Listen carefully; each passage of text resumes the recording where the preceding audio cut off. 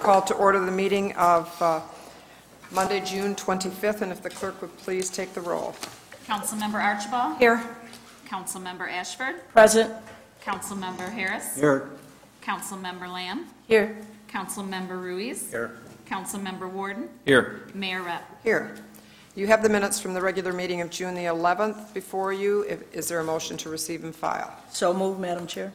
Thank you, Mayor Pro Tem Ashford. Is there a second? Second. Councilmember Archibald. Is there any additions or deletions? All those in favor, please signify by saying aye. Aye. Any opposed? The minutes will stand as submitted. We do have two presentations tonight. If the clerk would please read the first one. Eric Denson and Jay Hegler, Diving with a Purpose, will give a presentation on a proposed memorial to recognize the accomplishments of the Tuskegee Airmen of World War II and the pilots that perished in accidents in the Port Huron area. If you'd like to come to the podium. I would like to, first of all, say good evening, and thank you to the City Council of Port Huron for allowing us to be present here and put forward our proposal for the Tuskegee Airmen Memorial.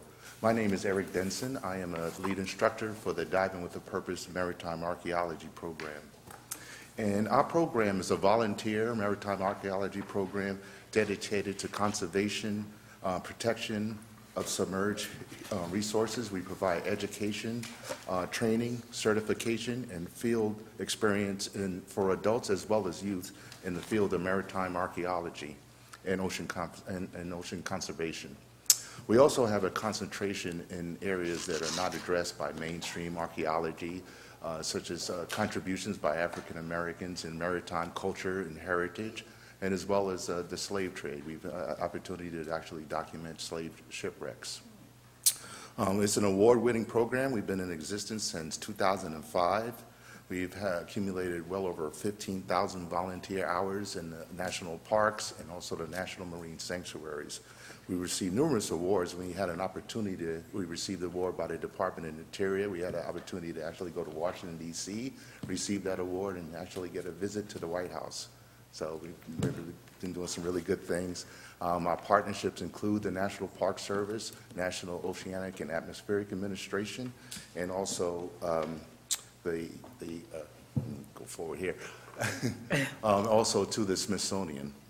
And we actually are part of an exhibit in the National African American Museum in Washington, D.C. now for some of the work that we've been doing. We're here this evening. I'm here to discuss a proposing to recognize the accomplishments of the Tuskegee Airmen of World War II and the pilots that perished in the accidents in the Port Huron area here. If you're not familiar with the Tuskegee Airmen, they were all African-American fighter pilots during World War II. They were trained in Tuskegee, Alabama, at Tuskegee Institute. And really, they called it the Tuskegee Airmen Experiment because it was thought that African-Americans, blacks, could not fly planes. Right. And the Tuskegee Airmen proved everybody wrong, and they became some of the most successful fighter pilots during World War II. They actually were crested by bomber escorts over Germany and in Europe because of their exemplary record and their courage. And what's interesting, I didn't know, and I was a big fan of Tuskegee Airmen, that during the middle years of World War II, they actually did advanced training when they left Tuskegee. They came up in this area to do advanced training. And you say, well, why would they come up here to Michigan to do advanced training? But from our understanding, the European theater was very similar to the Michigan terrain and theater. So they did a lot of advanced training here. And so 2 Tuskegee Airmen plane wrecks were discovered in this area. Lake Huron was one wreck, and the other one was in the St. Clair River. And so the one in Lake Huron was flown by Lieutenant Frank Moody, and the other one was flown by Lieutenant Nathaniel Rayberg. Both of the pilots were flying a Bell P-39 Aerocoba. Most of them are known for flying the P-51 Mustangs. That was the Maserati of the day. The Lake Huron wreck was flown again by Lieutenant Frank Moody and was discovered by David Luzinski. I don't know, some of you may know David Luzinski. He is a member of the Oakland County Sheriff's Department. And an interesting fact about this particular wreckage, the discovery came on April 11th, 2014, 70 years to the date of his accident. Now, this is stuff you cannot write. I mean, 70 years to the date, so it was time for Lieutenant Moody's story to be told at that time. So a year later, a small group of us, Diving with a Purpose, we teamed with NOAA to form a mission to document the Lake Huron site. And Wayne Lusardi, who is the Michigan State archaeologist, he was the principal investigator. He's based out of Thunder Bay National Marine Sanctuary up in Alpena, Michigan. So he was our principal investigator for the project. And we spent 1 week here in Port Huron. And you can see some of the pictures up there. That was our small team. Jay Hagler was also one of the divers that participated in the mission. And our base of operations was right here at the Coast Guard station. So every daily we came out of the Port Huron Coast Guard station and to document the site. The site itself, we found numerous pieces of wreckage around the site. This is just a map showing that the distribution of some of the artifacts that we found, and pieces of wreckage there. And you could see by showing the scale there, artifacts were spread out across hundreds and hundreds of feet across the seafloor there. And that really illustrates the violence of the crash of what happened there. We found different artifacts, and if you can see here some of the pictures. This is a picture of the wing section, and that's actually Wayne Lusardi there. It's hard to see because of the light here, but that's actually the military star that's in the bottom corner, and you probably could see that on some of your handouts there. And when we first went down there, we had to remove algae and that type of thing from this, and then when that military star became visible, I mean, I almost cried underwater seeing that, just to recognize that these pilots gave their lives, you know, for their country. And to see that star just jumped out at me. Other artifacts we saw were a piece of the wreckage, the engine. One of the first things we saw was the cockpit door. And actually, it looked like a car door. And originally, that's what David Luzinski thought it was, a piece of a car wreckage. And then we found other different pieces. We found the tail, the propeller, and also the landing gear. And the landing gear actually looked like it still had air in the tires. Really remarkable. One of the most important artifacts we found was the instrument panel. And you say, well, why was that so important? If you see, look in the top-hand corner, it had a radio call signal on the instrument panel. What that made that so important is that each individual aircraft had a unique radio call number, and that's how we were able to identify not only the aircraft, the pilot who flew it, and we knew it was Lieutenant Frank Moody, one of the Tuskegee Airmen that perished. Also, too, the grounds were littered with 50 caliber machine guns and machine rounds. Some of us were a little nervous around all of those rounds, but they were still there. I have a short little video clip, and hopefully you'll be able to see it, of the wing section. This is me, that's Wayne Lusardi, and I'm taking the picture of the actual wing section. You can see the military star there.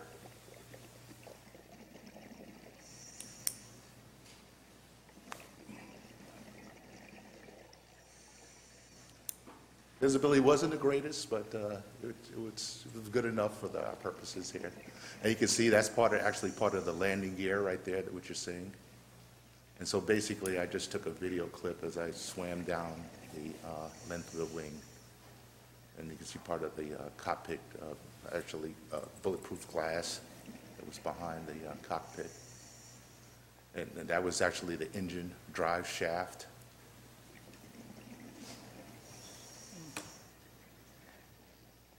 And you see that's another picture of one of the landing gears. And again, it looks like it almost still had air in it. Again, it was really moving to be part of this program. and part of this expedition to document this.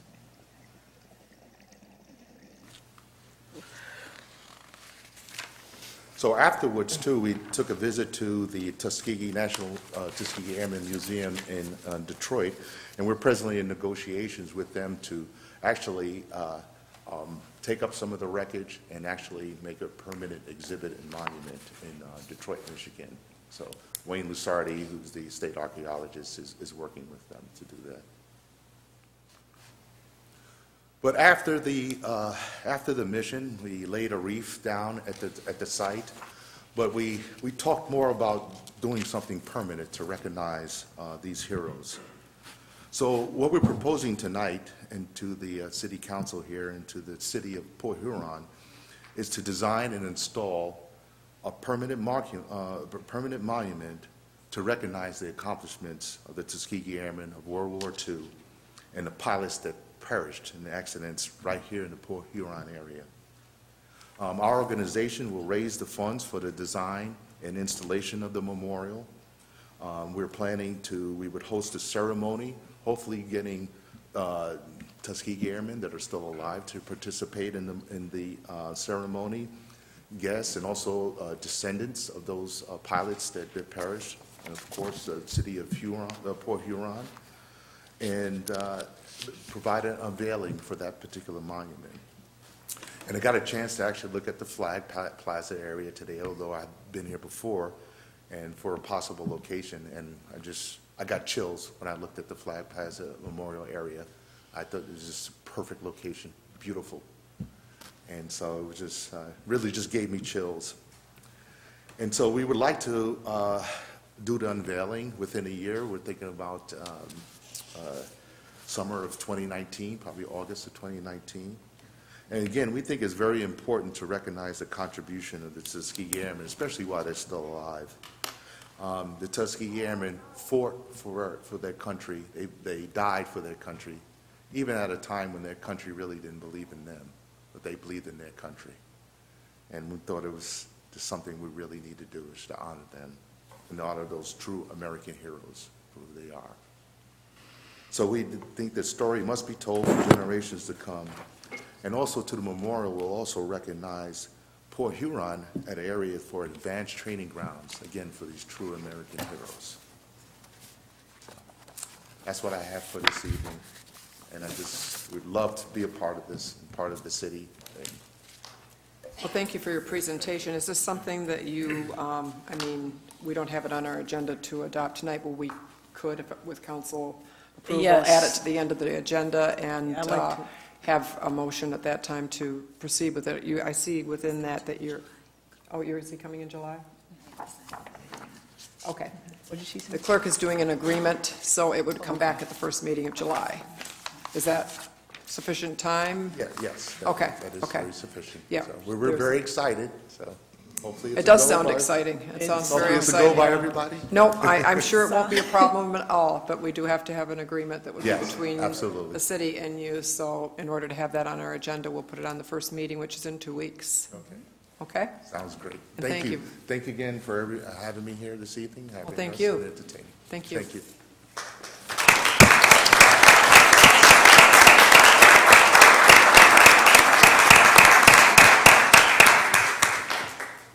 Presentation number 2. James Tiganella and City Council will present proclamations honoring officers Chris Smith, Nick Godwin, and James Gilbert for being named Officer of the Year by the Police Officers Association of Michigan.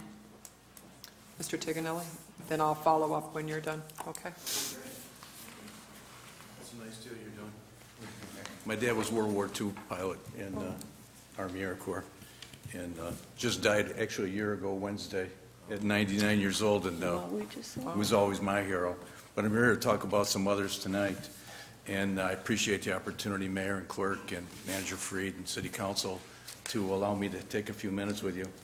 Our association represents law enforcement people in both peninsulas, and but I've always had a particular fondness for Port Huron because these guys, actually, I was doing this group before these guys, many of them were hired, but I've been coming here for almost 30 years and consider these my friends. This is a town that I really enjoy coming to. Don't tell the others that I said that. But, We'll keep it quiet. this is all top secret anyway, I'm sure. But the reason I'm here is annually at our convention in May in Grand Rapids, and the city manager was there this year, and we appreciate the fact, as was the area chief, as was the chief now. While we presented these, we do incidents that were reported during the prior calendar year. And this year we had about 8 different incidents involving about a dozen law enforcement officers. And it's all deeds of heroism. I mean, we believe our people do heroic deeds every day someplace that few of us know about. But every once in a while we do get to hear about them. And when we do, we're certainly even more proud to be able to express our appreciation for that. What I have here for you today that I hope that you'll allow me to read if we have a minute. Yes. Is a proclamation that was read on May the 24th, the same day that we were honoring them in Grand Rapids. This was read into the record at the legislature and signed by State Representative Hornberger and State Senator Phil Pavlov. And I have one for each of them if I may. Yes, definitely. Okay, this is from the state of Michigan, a special tribute to, and this first one is for Officer Christopher Smith. Let it be known that it is with deep appreciation for the hard work, commitment to our communities, and bravery this accomplishment represents that we congratulate Officer Christopher Smith of the Port Huron Police Officers Association upon the occasion of being named a 2018 Police Officer of the Year by the Police Officers Association of Michigan. This achievement signifies actions and qualities that protect the lives of the people of this state and nation every day. In August of 2017, Officer Smith was dispatched alongside Officer Godwin and Officer Gilbert to a domestic violence assault that had occurred between 2 brothers in Port Huron, Michigan. Officer Smith, alongside Officer Gilbert, arrived on the scene first to find one of the brothers outside of the residence, armed and wielding a machete. As Officer Smith exited his patrol vehicle, the suspect immediately charged at him. Officer Gilbert took steadfast action and positioned his patrol vehicle between Officer Smith and the suspect, creating a protective barrier. Additional officers were called to the scene for backup and demanded the suspect drop his weapon. The suspect refused to do so and started to move forward on towards the police officers with the machete still in hand. To protect all the officers, Officer Godwin fired a less lethal shotgun round into the suspect, forcing him to drop the machete and retreat. This allowed for the officers to remain safe from harm and the suspect to be taken into custody. In special tribute, therefore, this document is signed and dedicated to congratulate Officer Christopher Smith as he receives the Police Officers Association of Michigan's 2018 Officer of the Year Award. And I'd like to say that this is a good department, and it's been led by a lot of great leaders. And when you hear less lethal shotgun, it probably sounds a little weird to you. But it's just that. It's like sort of like a beanbag that stops you but doesn't harm you. So nobody got hurt here, but obviously these are the kind of situations that are very unpredictable. And it was quick thinking on the part of these 3 that even protected the person that they came there to respond to. So if I can... Yeah, I think the 3 officers are right behind you, so... Come on up here. That's why I had to dress up, because I knew they'd look good. Well, 2 out of 3 anyway. You can figure that out. So I have one of these, one for Officer Gilbert. The narrative is the same. I'd be happy to read them, but I think it's probably, most of them can probably do that on their own. But I have one here for Officer James Gilbert, and I have one here for Officer Nicholas Godwin. And so if you allow me to present these to them, I'm very proud to know these guys, call them my friends, and their families are here, and their families have become my friends too. So I'm very fortunate this is a good job I've got. So, James?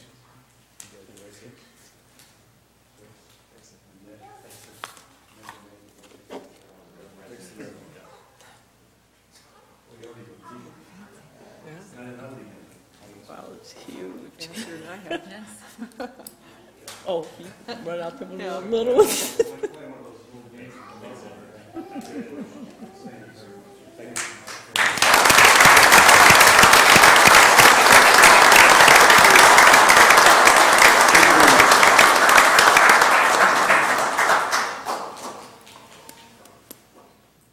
I also have some presentations. They're not as fancy as yours. I do have. No, I'm embarrassed. See? No, we're very proud of all of the officers, and especially you three for the award that you received. It's wonderful for our city that we have such fine people working for us in the police department.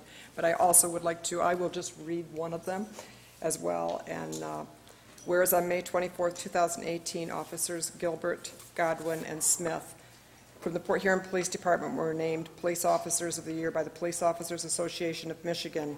And whereas these officers were selected based on their commitment to both the department and the community, as well as their superior performance and dedication to duty and effort to provide the best service and protection to the residents of Port Huron.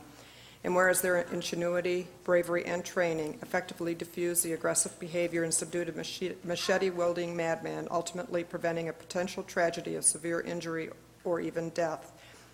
And whereas these officers are a tremendous asset to the Port Huron Police Department, going above and beyond the call of duty in their ability to fulfill the diverse and numerous expectations of a police officer.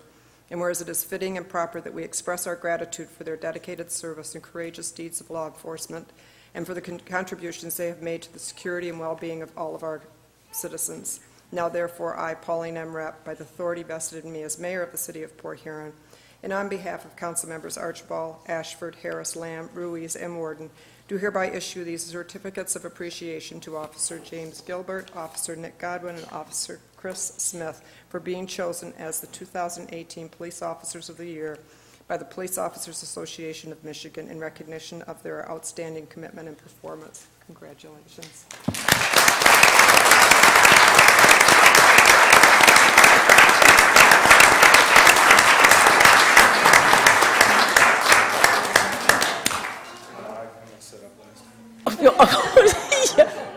Come on.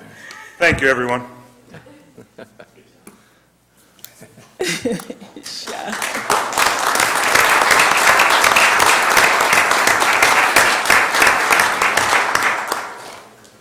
We will move on to public hearings. Number 1, please. Approving the continuation of a downtown special assessment district for the ongoing maintenance of the Huron Avenue Streetscape project. Following the hearing, council will consider adoption of a resolution to continue the special district.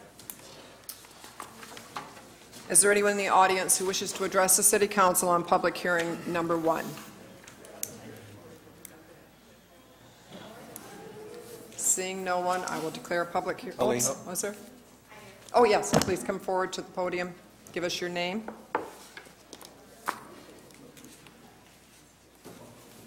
I'm Christina Ward, and I own the property at 223 Huron Avenue. I have for 9 years, and I get this special assessment tax every year, and I wondered if you could explain to me, this is probably maybe back a step, but what are those funds allocated for? Do you want to go ahead and answer that? Just Mike? briefly. Yeah, absolutely, Ms. Ward. What these funds are for, this was an assessment role that the property owners actually requested that the city levy, and it covers the snow removal, it covers landscaping, some of the maintenance to the streetscape itself, the brickwork, the flower beds. It's a limited in how much it captures, so it doesn't capture as much as it probably does do a really good job. So we spend it every year on snow plowing, mulch, flowers, contractors, landscaping, all of that, and maintenance of the actual streetscape infrastructure. Okay, so a quick question. When we have problems with the snow removal, we call the city, and Jim Hyatt takes care of it, no problem, it's always good. There's problems in our back parking lot. I'm on the Grand River parking lot. When are those things, how do I find out when those are going to be addressed? Because it sounds like those are part of the streetscape. That money would fall there, right? Yeah, That's the Majestic just- lot. Majestic, I'm sorry, I just said Grand That River. comes from our parking lot fund, that's separate from the streetscape. Okay, but the trees that are along there, what part is that? That's in our parking lot system. So That's part of the parking if you have an lot, issue with sure. trees, Ben can help you out with that, or you can email me as well for those Okay, issues. all right, so just on the front of the building then? Correct. Anything in the front then? Correct. Okay, so, I'm sorry, I didn't mean to take up your time. No, I was no, just no trying problem. to figure out because Which, the trees in the Majestic lot? Yes. Okay, I'll get with you tomorrow on that. No problem. Okay. And so just everything on the front. Who pays the streetscape? Because I know it's not all of downtown, correct? So there's two different streetscapes, one for the north side of the bridge and one for the south side of the bridge. The level of services was dependent on what the property owners requested. For instance, you received snow removal, but on the south side of the bridge, they do not get snow removal because the property owners at the time thought they just wanted to do it themselves. And so it goes about, I believe, all the way to McMorrin. Okay, all right. So, because I know a friend of mine lives up, or has a property up north, and they don't, or a little bit farther, they don't pay. So that's just in those areas right there. So all of our money just takes care of the areas right in there, correct? Correct. Okay, thank you very much. I appreciate the It's clarification. legally restricted, so I can't take your money and spend it someplace else. Okay, that's good to know. It is protected. Good to know, I right? don't want to go to jail. That one too. Yeah. Thank you. Thank you. Is there anyone else who wishes to address public hearing number 1? Seeing no one, I'll declare public hearing number 1 closed and ask for a motion to approve the assessment. So moved. Thank you, Councilmember Archibald. Is there a second? Second. Councilmember Lamb. Mayor Up, Discussion. Mayor Up, can I just Councilmember Warden. get a legal opinion again, because my property, I fall in this north assessment district for the property that I own. Am I allowed, Whether you vote or not, you mean? vote or discussion, yeah? Ask Mr. Shouty to please address that.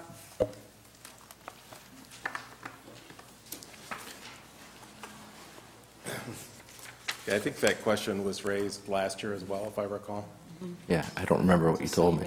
I don't either. I don't either. He abstained last year. Yeah, On the north side. your voting would have a direct financial impact on yourself. I think that would be one that would be appropriate to Okay, abstain. yep, thank you. I'd like to abstain from this. Okay. Thank you. Is there any other questions, discussion? We'll take the vote. Councilmember Archibald? Yes. Councilmember Ashford? Yes. Councilmember Harris? Yes. Councilmember Lamb? Yes. Councilmember Ruiz? Yes. Mayor Rep. Yes. And with an abstention by Councilmember Warden. We'll move on to public hearing number 2. Approving the continuation of the Downtown Special Assessment District for the ongoing maintenance of the Military Streetscape Project. Following the hearing, council will consider adoption of a resolution to continue the special assessment. Is there anyone in the audience who wishes to address the City Council on public hearing number 2? Seeing no one, I'll declare the public hearing closed and ask for a motion, please. So moved. Mayor Pro Tem Ashford, is there a second? Second. Councilmember Archibald, is there any discussion? Mayor Up, Councilmember Warden. just as the downtown has been, being revitalized, and even the previous time, has there been any, I guess, reach out to possibly further extend it further than where it goes, whether it's on the south side there? If it only goes to, does it go to the atrium, or does it go It to? runs to Court Street. Yeah. So I know we have the Harrington and some other things that are coming on board. What is the process for seeing of possibly having more participants if they'd like to be involved? So you bring up an excellent point. A lot of the downtown buildings have changed hands since this assessment was originally put on the rolls. For instance, the south side assessment doesn't collect for snow removal. A lot of the new property owners are very interested in snow removal. The streetscape would be nice to have all the way to Glenwood and all the way to Griswold. And so what we have been working with, David Haynes, our planning director, and Natalie Watson, our DDA, and myself, hosted a business roundtable several months ago to explore deploying what's called a principal shopping district, a much more streamlined approach to making much more equitable the level of services we deliver, whether it be on the north or south side of the bridge, but also looking at doing infrastructure enhancements to Glenwood and to Griswold. So those conversations are well down the pipeline. We hope to have a proposal to the business community sometime this fall about deploying a principal shopping district that would also take care of parking lot maintenance to ensure that we have free parking and ample parking down there. So those conversations have been ongoing, and something we hope to have wrapped up by the fall. But excellent point. I guess let me ask just one more. Let's just say somebody hears this after we're done and actually reaches out and says, I'd like to have my property involved in the south side streetscape for next year, or how soon can they get involved in it? So that's something we'd have to work with all the property owners down there. We couldn't just do it for an individual parcel. It really wouldn't be feasible to have a contractor do one parcel. So I think it's best to have a continued conversation with all of them in the same block, at least a block. So it would be helpful if they just reached out to my office and we could have a conversation with them, make sure they're included in the principal shopping district discussions. But we've had, I think, it was 20, 30 property owners that were at that meeting, the first one we had. So we've got a pretty good inclusive group there. Thank you. Thank you. Any other discussion? We will take the vote. Councilmember Ashford? Yes. Councilmember Harris? Yes. Councilmember Lamb? Yes. Councilmember Ruiz? Yes. Councilmember Warden? Yes. Councilmember Archibald? Yes. Mayor Rep? Yes. We'll move on to public comment. If there's anyone in the audience who wishes to address the City Council on any item on our agenda or under our control, they're welcome to come forward and give us your name, and you have 4 minutes. Is there anyone who wishes to address the council this evening?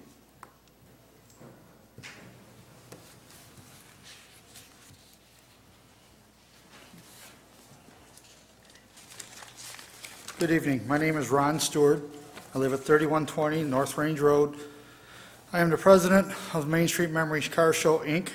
On behalf of the Main Street Memories Car Show, Inc. Board of Directors, would like to extend an invitation to everyone to attend our 2018 car show. We promote this as a community-based car show. Last year, our second year, we had over 300 vehicles and 2,000 spectators. This year, we already have 145 pre-registered cars, so we're very pleased about that. As you heard me say in the opening line, Board of Directors, last year we achieved that status. This year we are proud to say we've applied for and received a 501c3 nonprofit status, so a lot of work in that. In the past 2 years, we have raised $15,000 for the Council on Aging. So some of the highlights of the show, one of the things we're really working on doing is making this a family-oriented event. The show will be between Quay Street and Glenwood, as it has been. This year, we're expecting 400 cars to show up downtown, of all years, makes, and models. We'll have music provided by Young's Entertainment once again. We have the Main Street Memories Arts and Crafts Show will be in front of McMorran. The Model T Assembly Team will be back for 3 showings, the 3rd year. They enjoy coming back. Everybody likes seeing them.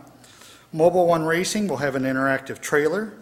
First Robotics Teams, if you guys have heard about them, they're going to be doing some demonstrations. Emergency Management will have a display, something trying to escape out of a fire type thing from what I understand. For kids, we have cookie decorating, face painting. The Showtime Monster Truck will be on display, and for the 3rd year, Paul Miller will be down there doing his remote broadcast. So we have 4 sponsor choice trophies, including Mayor's Choice. Hopefully you'll be back again for that. I think everybody enjoys that. And of course, there's a lot of things for participants. We'll be giving out 15 door prizes every half hour. We got 5 grand prizes. One of them is the pilot boat trip for 4 people, supplied by Jerry Kramer. We appreciate that very much. Then we also present a $100 check to the largest car club display from outside St. Clair County with the DBA. The reason we do that is to promote bringing car clubs in from other areas of Michigan. So the local car clubs within St. Clair County, we appreciate them coming, but we're working to get people from outside St. Clair County to come to our downtown show. So, you know, there's a lot of good things there. This year, with the hard work of our staff, we've obtained 172 sponsors. 60 of them are downtown businesses. Those 60 account for 25% of our sponsorship monies this year. So we are, hats off to them. We also have 7 presenting sponsors this year. Last year we had 3. We have more businesses, companies stepping up to do that. We have booklets again, which will have information regarding the show, short articles on local places of interest, and advertisements for all the sponsors. The key thing with this booklet is in the center is a map of the downtown area listing all the businesses, showcasing the restaurants, shops, and businesses, and they're all on that map. So if you're hungry or you want to go shopping, you open it up, you'll see the businesses, and it shows on the map where they're located. It'll also show what page their ad is, so you can go look at the ad that they have. So a couple of little things I'd like to speak about, and you're talking about the streetscape. I kind of wanted to get up a little bit on that, but I'll talk about it here. So I've always had a credo that I've lived by both personally and professionally, and that's that you never have a second chance to make a good first impression. I'm sure a lot of people have heard about that, heard that.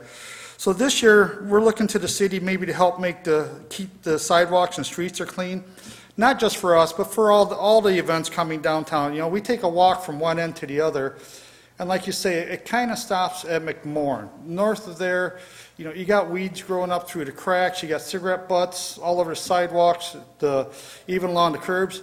Last year, the night before our show, they trimmed the trees. Now they pick up the big stuff, but all the clippings and everything were left in the curbs. So, it's not just for our show, but for Blue Water Fest, for anything going down, we have people coming from all over Michigan. Let's be proud of what we have and show them that.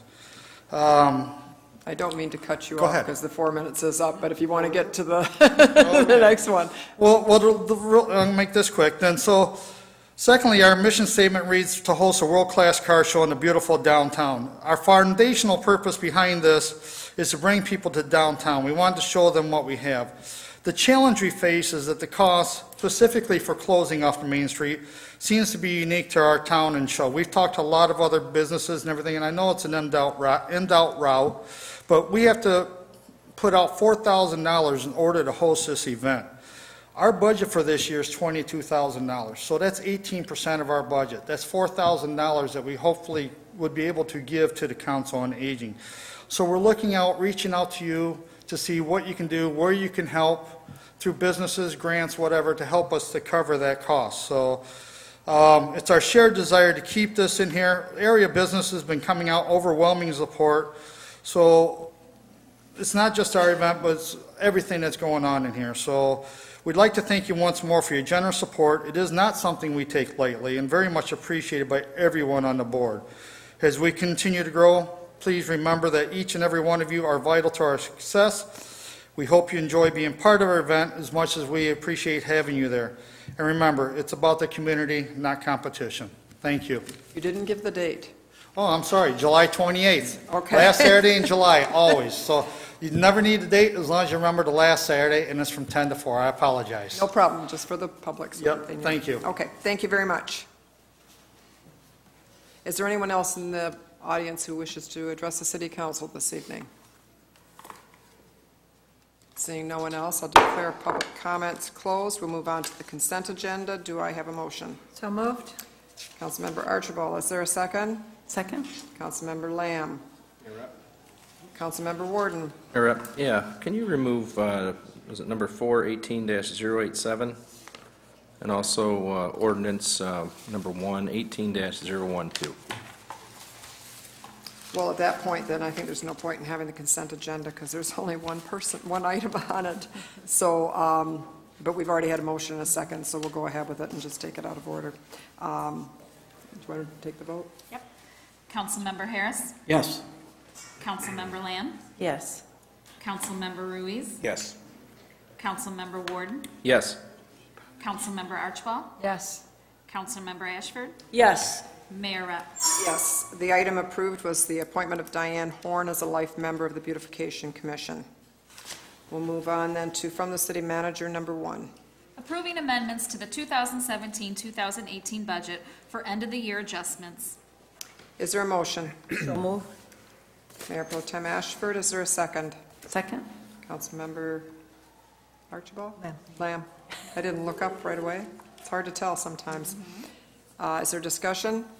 Yeah, Mayor, could you have the city manager speak to this? Yep, absolutely. Certainly. Madam Mayor and Council, before you, we have our amended budget, which we're very proud of. We had originally projected, and I just remind the community, this was before we had a public safety and parks and recreation millage. So we strategically ran a deficit this year to let the community give them an opportunity to voice their opinion in August, which they did historically by a yes vote on both. But we were projected to run a $720,000 deficit in this budget, and that was after already significant cuts. We can successfully say that we have reduced that budget deficit by $295,000, reducing our operating budget deficit in the general fund this year to only $365,000. And we're confident when the auditors are done, we will have reduced it even more. So we've essentially slashed the projected deficit in half. That's not done by coincidence. That's done by hard work of our staff, from the boots on the ground all the way up to the management level. So very proud of that. Operationally, you can see that we did some more construction in major streets and local streets.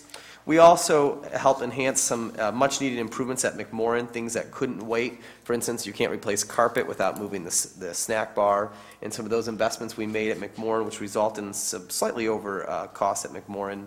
But beyond that, it's a very good budget report. Thank you. Thank you, Mayor Rapp. Yes, thank you. Any discussion? Mayor Rapp, Councilmember Harris. I guess my question here, and James brought up, we added $500,000 to our local streets, and do we have any detail on what streets these were that these were addition to the budget?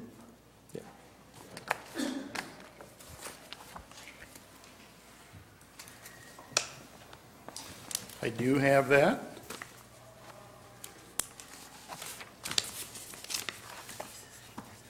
So when we did the Vandenberg project, that was originally going to be a mill and resurface, but when they got into it, they discovered that it was not, we couldn't mill and resurface it. We had to reconstruct it. So that was one of them. There were a couple of projects that we got the bids in slightly higher than normal. Pleasant Street was one. Moak Street was another one.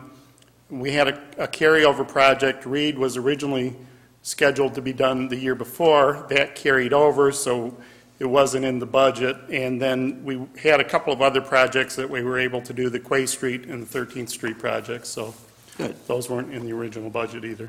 Good. Thank you. You're welcome. Thank you. Any other questions? We'll take the vote. Councilmember Lamb?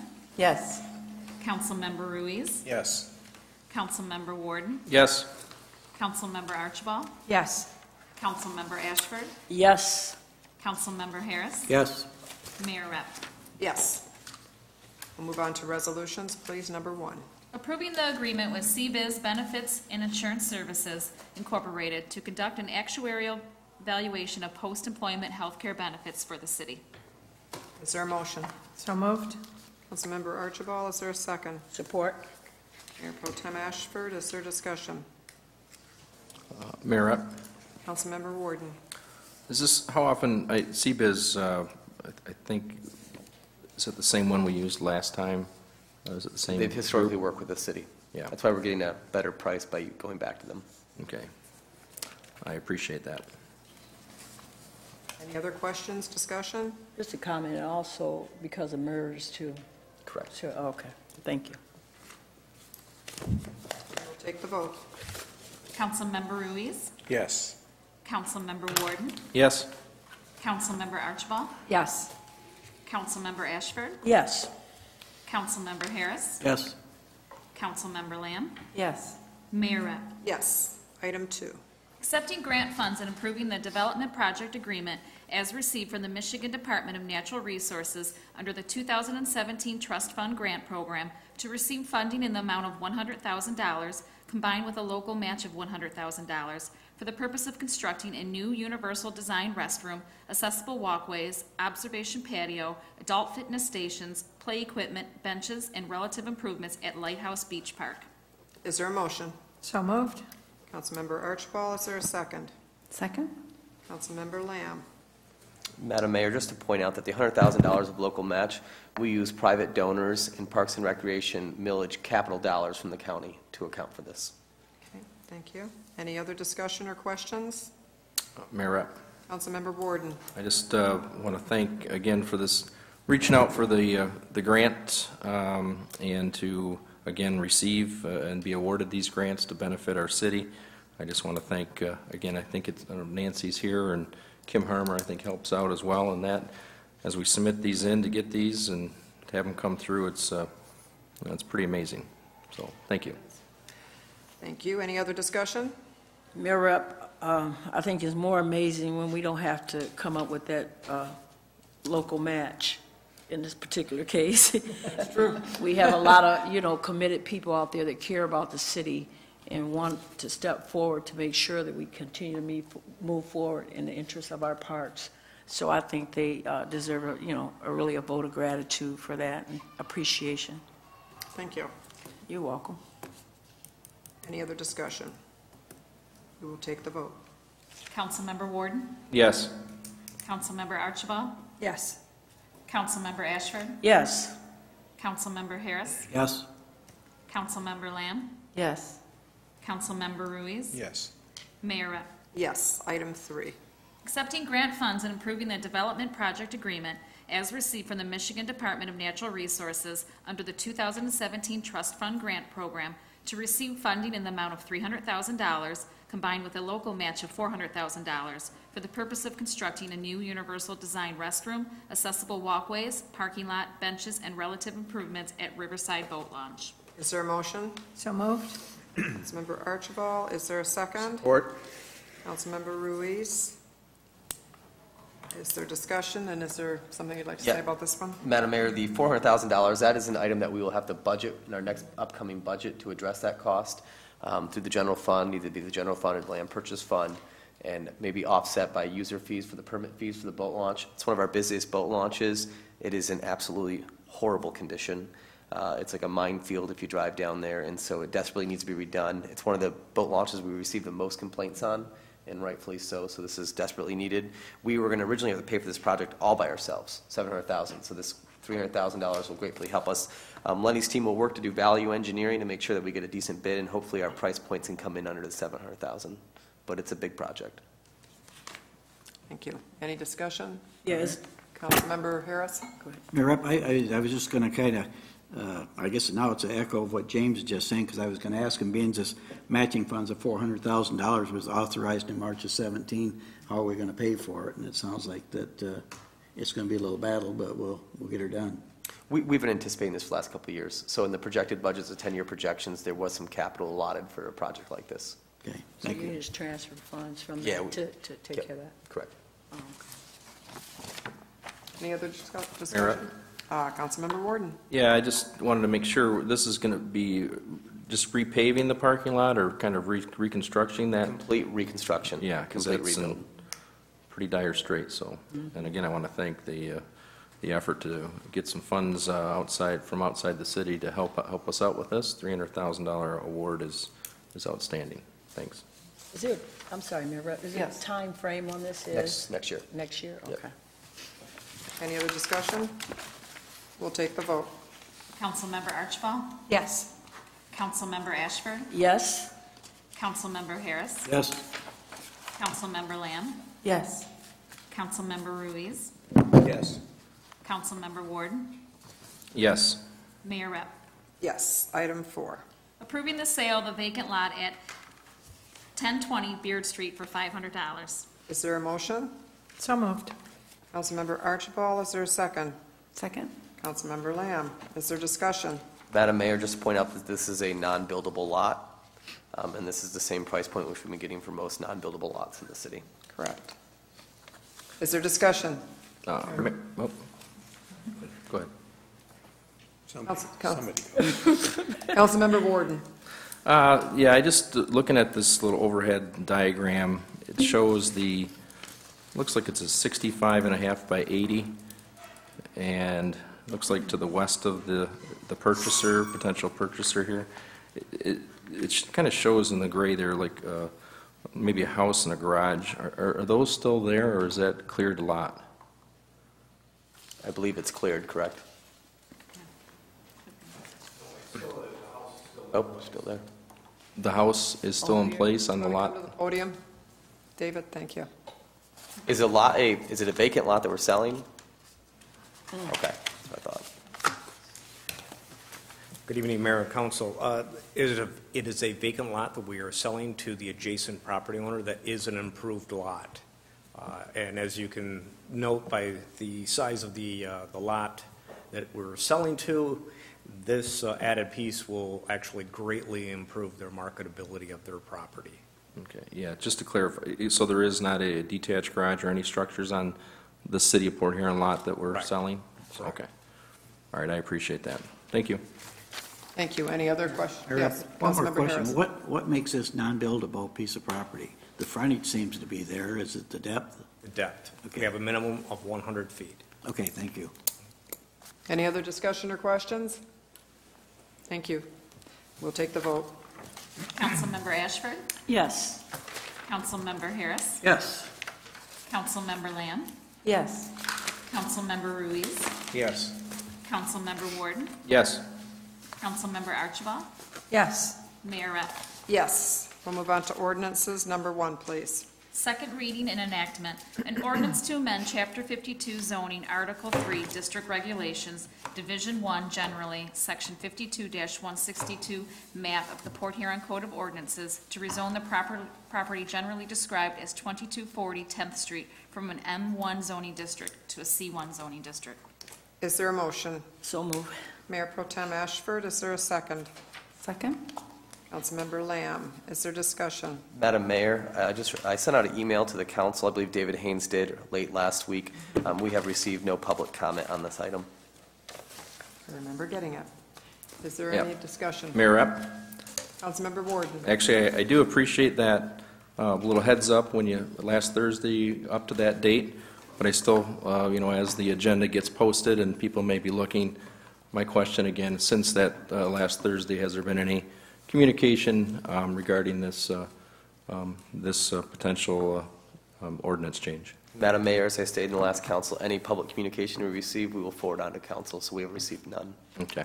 Thank you very much. Any other discussion? We'll take the vote. Councilmember Harris? Yes. Councilmember Lamb? Yes.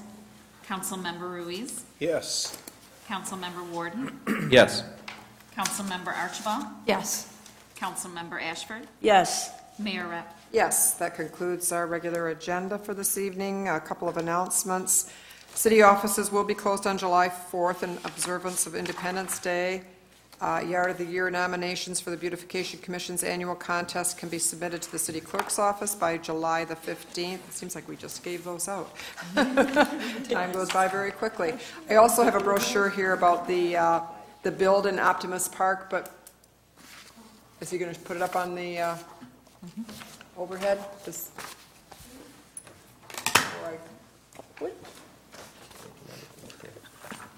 Well, I'll talk about it while he puts it up. They do need volunteers, 18 years or older, on construction teams, creative projects for high school age teams, it is. Saturday, August 18th, rain or shine, and it's 8 to 3 p.m. at Optimus Park, which is on 10th Avenue by the railroad tracks there.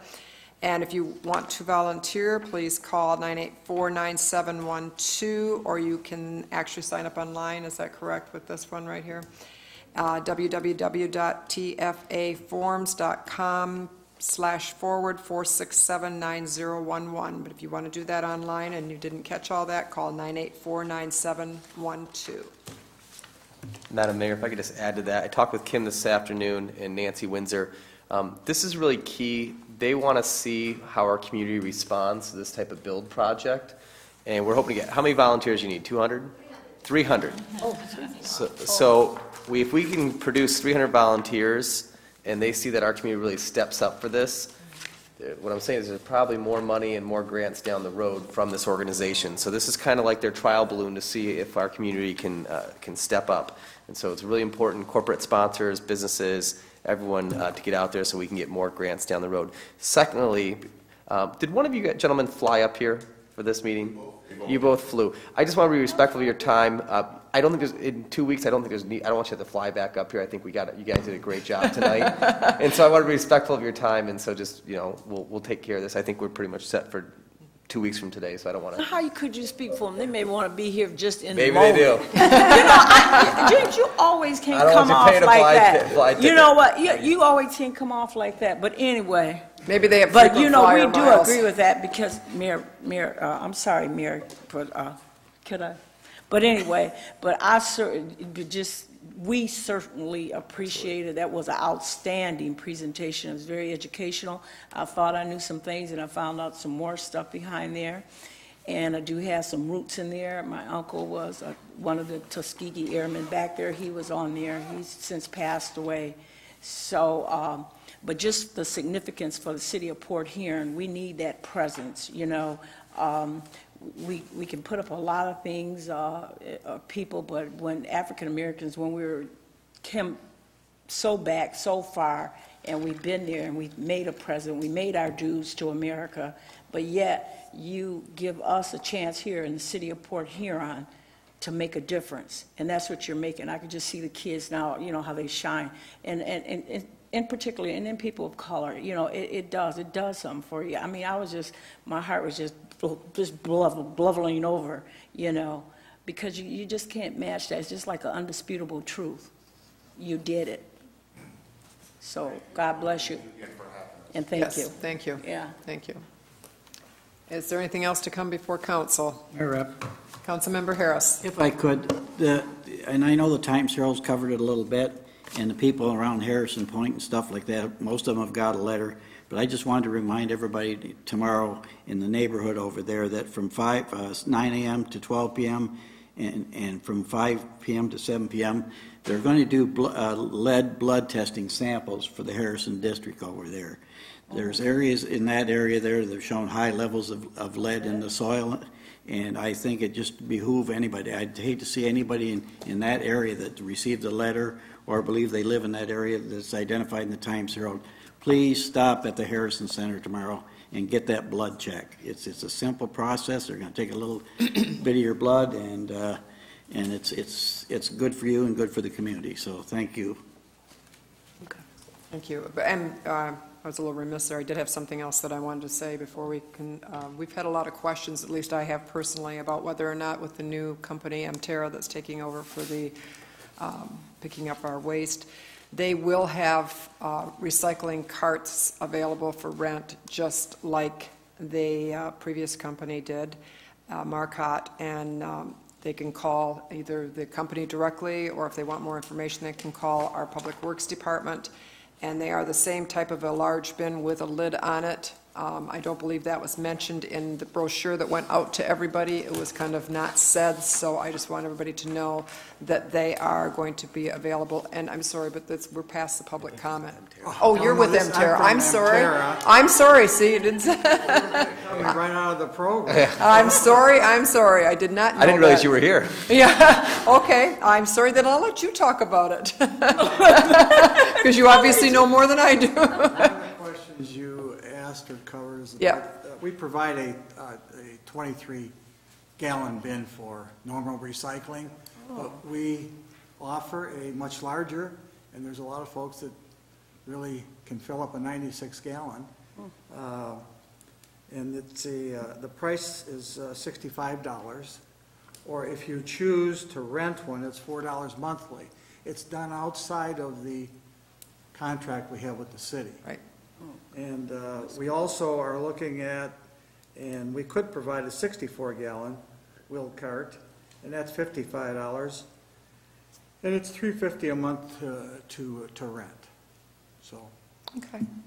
Thank you, because we did have a lot of questions, I think, about that, because it was left out of the flyer that we sent out and implied that it wasn't available to our residents, so. It's available, and there's a customer service number that you call in Flint, and people can place their order, and it'll be delivered. Okay. Do you have that number with? Yes, I do. If you could just announce it, and then. 877-609-6753. Thank you, and the clerk took that down, so they'll have it in their office. Prompt to customer service. Customer service. Yep. Thank you so much. Okay. Thank you. Thanks, Lenny, for getting him here. Sorry, I didn't realize that was who you were, and I was just ready to give my whole spiel, so. You thought you were coming for nothing, didn't you? Everybody that came up here was so, dressed so nicely. And I come up as the garbage man. Anyhow, we're ready to provide the kind of service you folks deserve. Thank you so much. Thank you. Is there anything else to come before council? Is there a motion to adjourn? So move. Meeting adjourned. I'm sorry, I almost cut you off. No, you didn't. You're all right.